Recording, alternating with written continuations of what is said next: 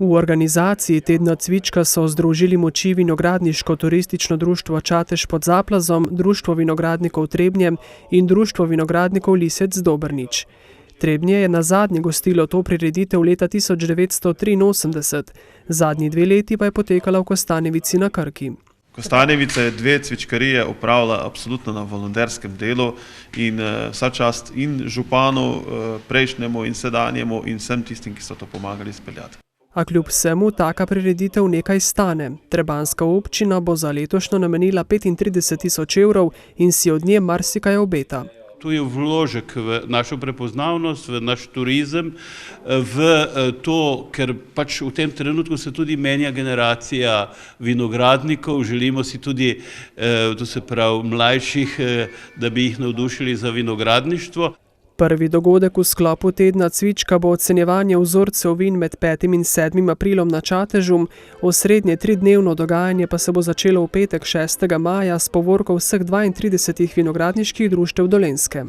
V večernem delu pa razglasitev kralja cvička 44. tedna in pa tudi razglasitev ambasadorja cvička. V soboto kot nekako višek te 3-dnevne prireditve je zagotovo izbor že letos 18. cvičkove princese.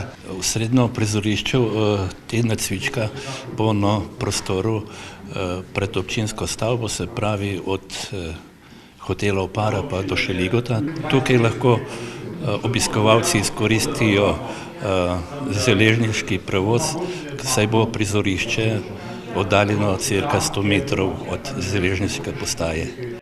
Sicer pa bo v soboto 7. maja na vrsti že 5. pohod po Slakovi poti.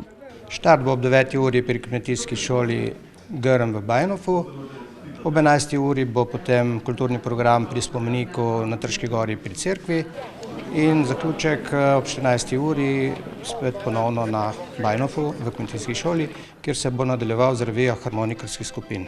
Lani se je pohoda udeležilo približno 2000 ljudi, tokrat pa jih ob lepem vremenu pričakujejo še več.